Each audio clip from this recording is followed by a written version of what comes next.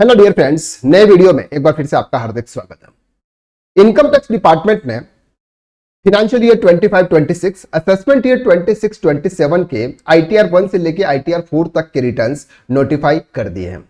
इस बार income tax return के अंदर बहुत बड़े चेंजेस है और इनकम टैक्स रिटर्न किसको फाइल करना है, कौन सी इनकम पर कौन सा रिटर्न फाइल करना है, यह जानना बहुत जरूरी है। ऐसा इसलिए क्योंकि अगर हम अपनी इनकम के हिसाब से अगर गलत रिटर्न चूज कर लेते हैं और रॉन्ग रिटर्न अगर फाइल कर लेते हैं तो बाद में डिफेक्टिव इनकम टैक्स का नोटिस आता है, फिर आपको उसका रिप्लाई करना होता है। तो इससे पहले कि नोटिस आए या फिर हम गलत रिटर्न फाइल कर लें, हम ये समझ लेते हैं कि सिर्फ कौन सी इनकम के आधार पर कौन सा रिटर्न फाइल किया जाता है।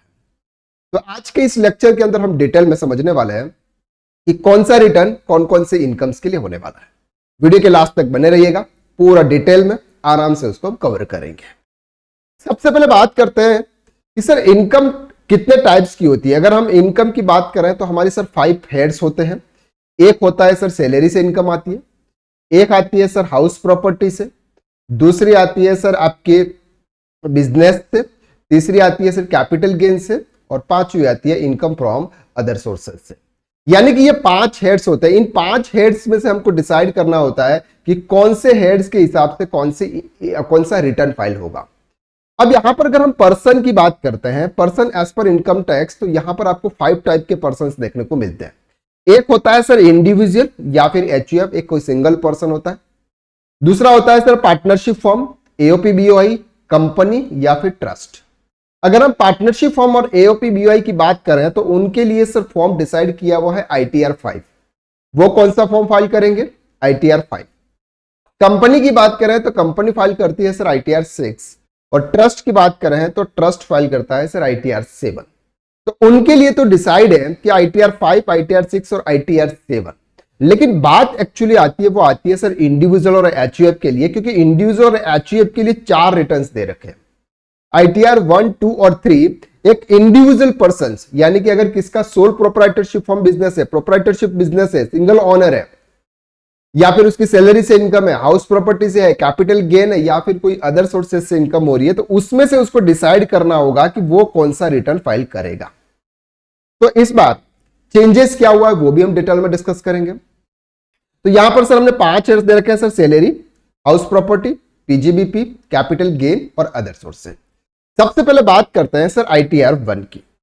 अगर financial year 25-26, assessment year 26-27, sir ये फाइनेंशियल ईयर और असेसमेंट ईयर और प्रीवियस ईयर ये तो सब बंद हो चुका है सर, अब तो सिर्फ एक ही आया टैक्स ईयर। नहीं भाई साहब, इस बार यानी कि अगर 25-26 का अगर हम इनकम टैक्स रिटर्न फाइल करेंगे तो वो sir old income tax act के हिसाब से फाइल होगा, यानी कि 1961 के अकॉर्डिंग। और 1961 के अकॉर्डिंग तो आपके लिए अभी भी प्रीवियस ईयर और असेसमेंट ईयर है। तो आपको तो ये याद ही रखना है कि फाइनेंशियल ईयर यानी कि प्रीवियस ईयर 25-26 और इस बार का असेसमेंट ईयर 26-27 होने वाला है। अगर हम ITR 1 की बात करते हैं, अगर किसी इंडिविजुअल पर्सन की इनकम हो रही है सर सैलरी से, अगर वो कहीं इंप्लॉयमेंट है, कहीं जॉब कर रहा है, जॉब से उसको सैलरी मिल रही है। दूसरा, अगर उसको हाउस प्रॉपर्टी से इनकम हो रही है। अब यहां पर चेंजेस ये है कि पहले एक हाउस प्रॉपर्टी से अगर इनकम होती थी तो ITR 1 के अंदर जाता था, और अगर 2 हाउस प्रॉपर्टी से अगर उसकी इनकम हो रही थी तो वो ITR 2 में जाता था। लेकिन इस बार उन्होंने क्या चेंजेस किया सर? इस बार उन्होंने चेंजेस किया है कि अगर आपकी 2 हाउस प्रॉपर्टी से इनकम हो रही है, फॉर एग्जाम्पल एक हाउस आपका यहां पे है और एक हाउस आपका यहां पे, इस हाउस से आपने 1,20,000 रेंट कमाया और इस हाउस से फॉर एग्जांपल आपने 60,000 रुपए सालाना रेंट कमाया, दोनों हाउस से आपने इनकम जनरेट की है, तो आप ITR 1 फाइल कर सकते हैं। अब इसके लिए आपको ITR 2 फाइल करने की जरूरत नहीं है। दूसरा सर, तीसरा, इनकम फ्रॉम अदर सोर्सेस। अगर आपके इन 3 हेड से इनकम हो रही है, सैलरी, हाउस प्रॉपर्टी और इनकम फ्रॉम अदर सोर्सेज, और हाउस प्रॉपर्टी में भी अब आपकी 2 हाउस प्रॉपर्टी से अगर आपकी इनकम हो रही है तो आप फाइल करेंगे ITR 1। अब यहां पर से कुछ लिमिट भी दे रखी है, इनकम अप टू 50 लाख। अगर आपकी टोटल इनकम 50 लाख रुपए तक है और अगर आपने एग्रीकल्चर इनकम शो की है और एग्रीकल्चर इनकम अगर 5,000 रुपीज तक है ईयरली, तो ही आप ITR 1 फाइल करेंगे। तो ITR 1 का क्राइटेरिया फिक्स है, सैलरी, 2 हाउस प्रॉपर्टी और अदर सोर्सेज, इन तीनों हेड से अगर आपकी इनकम हो रही है तो आप ITR 1 फाइल करने वाले हैं। अब बात करते हैं सर ITR 2 की। ITR 2 में एक जो आपके ITR 1 के अंदर जो है वो तो होगा ही सही, साथ में अगर आपका कोई भी कैपिटल गेन हो रहा है।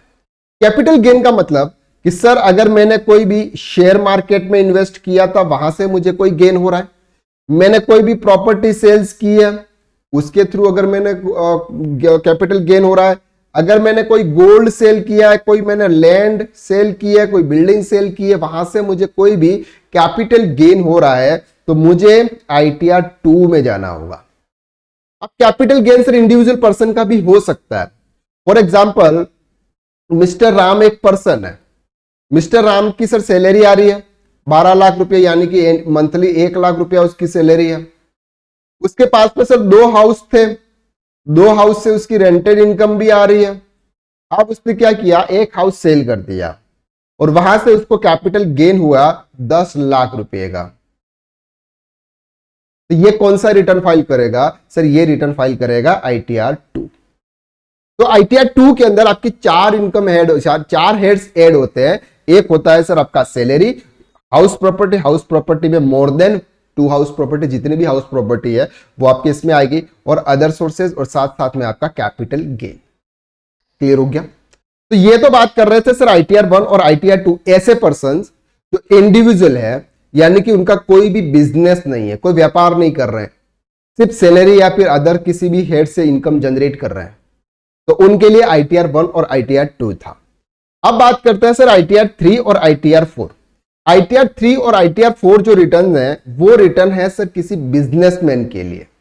अगर कोई पर्सन बिजनेस कर रहा है, चाहे वो कोई गुड्स सेल्स कर रहा है, चाहे वो कोई गुड्स की मैन्युफैक्चरिंग कर रहा है, चाहे वो किसी प्रोफेशन में है, सर्विस प्रोवाइड कर रहा है, लेकिन इंडिविजुअल पर्सन है। फॉर एग्जांपल मिस्टर राम ने एक प्रोप्राइटरशिप फर्म ओपन की, सिंगल ओनर है। अब वो जो भी इनकम जनरेट करेगा वो उसकी PGBP की इनकम मानी जाएगी, profit and gain from business and profession. तो PGBP की इनकम के आधार पर उसके लिए 2 रिटर्न्स होंगे, एक होगा ITR 3 और दूसरा होगा ITR 4। सबसे पहले बात करते हैं सर ITR 4 की। ITR 4 एक ऐसा रिटर्न है जिसको हम सेक्शन 44 AD के थ्रू, प्रेजेंटिव टैक्सेशन स्कीम्स के थ्रू फाइल करते हैं। यानी कि आपने बिजनेस तो किया है, आपका टर्नओवर एक स्पेसिफाइड लिमिट तक है, और आप नहीं चाहते हैं कि मैं बुक्स ऑफ अकाउंट्स मेंटेन करूं, और आप एक फिक्स परसेंटेज के हिसाब से गवर्नमेंट को टैक्स पे करना चाहते हैं, और आप सभी एक्सपेंसेस और इन सबका बर्डन नहीं लेना चाहते हैं, तो आप सेक्शन 44 AD ऑप्ट करते हैं, जहां पर आपका 6% और 8% से हिसाब से आप इनकम, जो भी आपका सेल्स होता है उसका 6% 8% इनकम शो करते हुए आप इनकम टैक्स रिटर्न फाइल कर लेते हैं। तो उसके लिए है सर आपका सेक्शन 44 AD। तो यहां पर आपका आएगा सर सैलरी, 2 हाउस प्रॉपर्टी से इनकम हो रही है, अदर सोर्सेज से हो रही है, और PGBP, और PGBP के साथ में सिर्फ प्रेजेंटिव इनकम जिसकी होगी वही ITR 4 फाइल कर पाएगा। अब सर एक बात और, अगर फॉर एग्जाम्पल मिस्टर राम है, और मिस्टर राम ने क्या किया सर, शेयर मार्केट में इन्वेस्ट किया और उसने डिलीवरी परचेज किया। डिलीवरी का मतलब होता है कि मैंने आज शेयर परचेज किया है, मैं 2 दिन बाद, 3 दिन बाद, 4 दिन बाद में उसको क्या करूंगा, सेल्स करूंगा। तो या तो वो शॉर्ट टर्म कैपिटल गेन होगा या शॉर्ट टर्म कैपिटल लॉस होगा। अगर उसने 12 महीने से ज्यादा अगर होल्ड किया हुआ है फिर उसको अगर सेल कर रहे हैं तो वो लॉन्ग टर्म में आ जाएगा। चाहे वो शॉर्ट टर्म है चाहे वो लॉन्ग टर्म है, माना तो जाएगा कि वो कैपिटल है, कैपिटल गेन है। क्या है सर वो, कैपिटल गेन या फिर कैपिटल लॉस है। तो उसके लिए उसका साथ में क्या है सर, बिजनेस भी है और साथ में उसका कैपिटल गेन, शेयर मार्केट में इन्वेस्ट कर रहा है, कोई प्रॉपर्टी सेल की, वहां से उसको कुछ प्रॉफिट हुआ तो उस पर टैक्स पे करना है। तो उसके लिए आता है सर ITR 3। ITR 3 होता है किसी भी बिजनेसमैन के लिए, और साथ में अगर वो कैपिटल गेन भी इसका साथ में हो रहा है, या फिर उसके लिए जिसके लिए टैक्स ऑडिट है, उसका बिजनेस है, उसका बिजनेस का टर्नओवर 1 करोड़ से अबोव है, वो टैक्स ऑडिट करवा रहा है, तो वो कौन सा फॉर्म फाइल करेगा, ITR 3। क्लियर हो रहा है आपको यहां तक, इजीली समझ में आ रहा है, कोई डाउट नहीं है। तो ITR 1 किसके लिए, जिसके इनकम सैलरी, 2 हाउस प्रॉपर्टी और अदर सोर्सेस, 50 लाख तक की टोटल इनकम होनी चाहिए, मतलब कम होनी चाहिए, और अगर एग्रीकल्चर इनकम शो कर रहे हैं तो 5000 रुपीज तक के लिमिट है। ITR 2, ITR 1 के अलावा अगर कोई कैपिटल गेन हो रहा है तो उसके लिए ITR 2 होगा।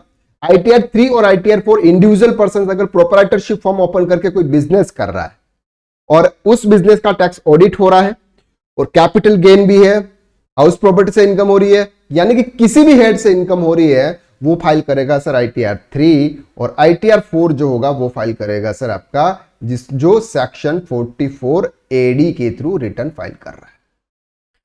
तो ये थे सर इस बार के इनकम टैक्स रिटर्न जो आपको फाइल करना यानी कि समझना जरूरी है कि कौन से पर्संस के लिए कौन कौन सा रिटर्न्स एप्लीकेबल होगा।